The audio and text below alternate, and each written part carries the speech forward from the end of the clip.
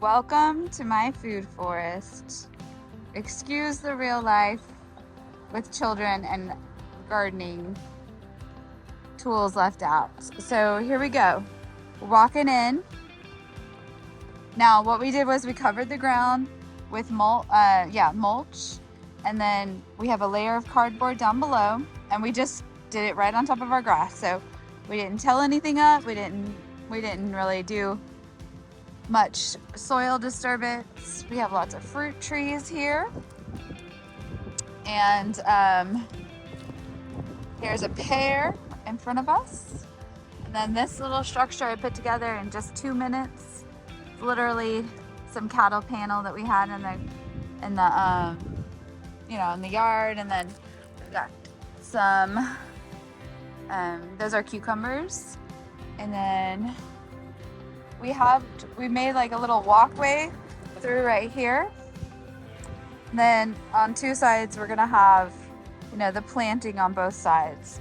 So we've got fig and apples, and then Sean, he cleared a space for me, so he took out all of the mulch and then put some nice garden soil, and then put just a tiny layer of mulch on it.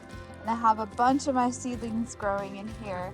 So here's some that have started to pop up right here. Now these are annuals, and so I know that they're gonna be gone at the end of their growing season, but what they're gonna do is cover the ground and keep it nice and moist so that all this mulch can turn into soil. Got strawberries, and these have been so amazing. We just come outside and eat a handful of strawberries every day. It's great. Here we go. Here's another apple. It's an Anna. And then we've got some squash. And this is a really cool project that I think is fairly successful. I researched, and there's a method of growing called the Three Sisters, and it's 3 different crops that you plant together, and they complement each other. And let's take a look at this. We have corn growing up right here, and then we have this pole bean right here. And so the pole bean, its job in the trio is to put nitrogen back into the soil, and then this corn provides a pole for the pole bean. And then the squash in the middle, when it expands, it's gonna shade the garden. Like, it's gonna shade all the soil and keep the moisture in for these plants. And so everybody plays a role, and it's what the Native Americans did. So I'm just trying it out. I've tried it with different varieties. I've tried it with cantaloupe in some of these circles, squash in some. I've tried it with like pole beans, and I've tried planting them all at the same time, which is this right here. And then I have another experiment kind of over there where I've let the corn grow up more. I planted it first, and then the pole beans and the squash. So we'll see how everything works out. I think that's the fun thing about gardening, is that nobody knows everything, and then once you do know everything, you're challenged by the weather. So I've planted some of them closer. I wasn't sure how this was all gonna work out, and then some of them a little bit more far apart. We've got peaches, my little baby peach. And some trees don't work out, and that's okay. That's okay.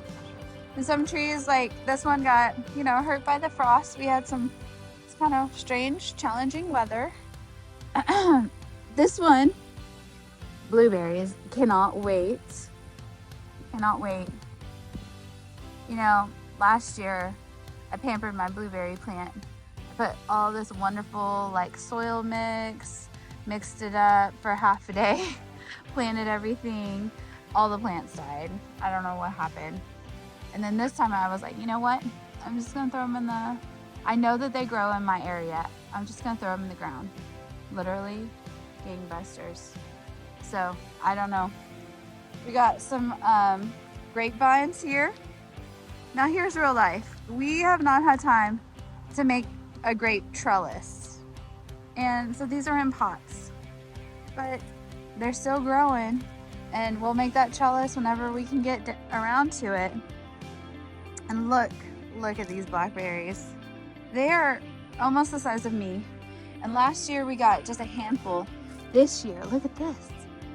I mean, it's just miles and miles of them. I'm so excited. And of course, here's my little extra garden right here that we planted a few years ago. And then here's my vegetable garden. Got some beans. So excited. And potatoes. They look really healthy. And more beans. We're literally just coming outside and eating beans for lunch every day right now. And this morning I planted more of the tomatoes. And I have so many to give away right now. I keep asking people if they want some tomatoes. Come by the house. Spinach and kale. And this is a fun system. I'm gonna keep working on it. You wrap the tomatoes around the hole. Anyways, alright, that's it. But what I really wanted to show you guys was the food forest. We're trying to plant things in here that will keep growing and that are sustainable. I want to be able to kind of walk through this area and just literally have it be like Garden of Eden, where I'm picking things and eating things that, you know, I'm not really having to maintain as much as this 10-bed garden system, which I love, but just that it's more wild and more natural. So that's the goal here. And in the beginning, we're just having a lot of annuals in the beginning to cover the ground, and we'll build up. We'll build up with more of the trees and the bushes and the small plants that can go, you know, that can come back year after year. So that's it. That's our food forest.